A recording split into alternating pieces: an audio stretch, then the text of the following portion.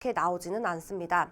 그리고 여러분들께서 저와 이제 기출문제 실제로 들어가시면 문제 풀면 알겠지만 여자의 입에서 나오는 답의 근거, 남자의 입에서 나오는 답의 근거들 이런 것들이 문제 속에 녹아 있거든. 예를 들면 according to Kelly 이렇게 만약에 문제에 나왔다. 그러면 켈리에 따르면이거든. 그러면 무조건 문제의 답의 근거는 켈리의 입에서 나와요. 아시겠죠? 그래서 파트 1 같은 경우에는 여자가 말하는 부분, 남자가 말하는 부분, 그 다음에 여자의 이름과 남자의 이름을 잘 캐치하는 게 정말 중요합니다. 그것만 캐치하셔도 문제 푸는데 굉장히 유용하거든. 그리고 일단은 7문제 나오고요. 우리 청취 2하고 4 같은 경우에는 6문제가 출제되잖아요. 그리고 일단 소재 같은 경우에는 그냥 일상적인 것들이 되게 많이 나오고요. 그 다음 제 팁입니다. 100%는 아니지만 90%입니다. 자, 마지막 문제는 대화 후 할 일이 무엇입니까? 혹은 내일 할 일이 무엇입니까? 토요일 날 할 일이 무엇입니까? 이런 문제가 나옵니다. 그러니까 GTF는 청취가 어려운 이유 중에 하나가 문제가 안 적혀 있잖아. 근데 마지막 문제는 이 문제의 확률이 높구나라는 걸 예측할 수 있다는 게 하나의 팁이 될 수가 있습니다. 그 다음 두 번째 파트인데요. 두 번째 파트는 보통 버리시는 파트인데요. 버리지 않으셔야 되는 문제가 분명히 있습니다. 자, 일단 두 번째 파트는 혼자 나와서 얘기를 합니다. 그리고 6문제가 나오고요. 보통 행사를 소개하거나 제품을 소개하거나 제품을 홍보합니다. 뭐 이번에 새로운 오토바이가 나왔습니다. 뭐 이런 식으로 제품 홍보하는 경우도 되게 많거든요. 근데 첫 번째 문제가 보통은 이게 뭐에 대해서 홍보하는 거야? 그래서 이 말하는 소재가 뭐야? 이 말하는 그 담화의 주인공이 뭐야? 이걸 보통 물어봐요. 아시겠죠? 그러니까 저는 이 문제만큼은 여러분들께서 꼭 가져가시라고 말씀을 드리는데 이유를 말씀을 드릴게요.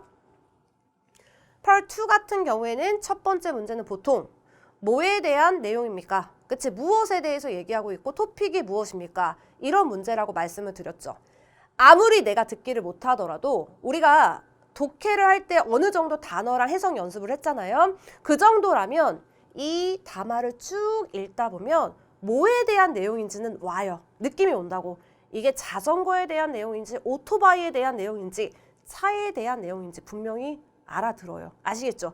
그러니까 제가 봤을 때는 이 첫 번째 문제는 일단 무조건 풀고 가셔야 합니다. 됐죠? 나머지 문제는 모르더라도 첫 번째 문제는 선택지 분석하시고 그 다음에 듣기만 해도 풀 수 있다. 그러니까 첫 문제는 가져가자라는 걸 여러분들께서 꼭 유념하시길 바라겠습니다.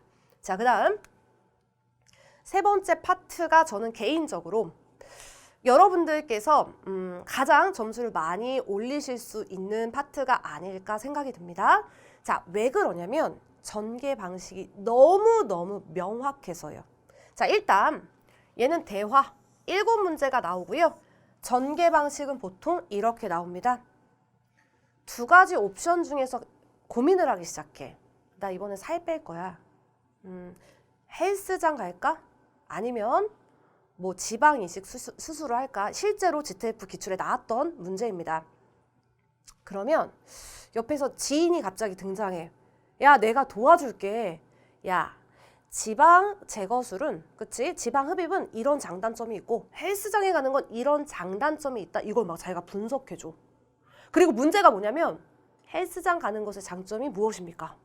단점은 무엇입니까? 이런 게 문제야. 됐어요? 그 다음에 최종 결정을 해. 나는 이제 살을 빼기 위해서 헬스장에 가야지. 근데 헬스장에 간다는 직접적인 얘기는 하지 않아. 나는 요새 돈이 없으니까 싼 데로 가야지. 그럼 헬스장 간다는 거거든. 이런 식으로 최종 결정을 하게 됩니다. 됐습니까? 그리고 마지막 문제는 보통 최종 결정을 어떻게 했습니까? 이게 마지막 문제입니다. 됐습니까? 전개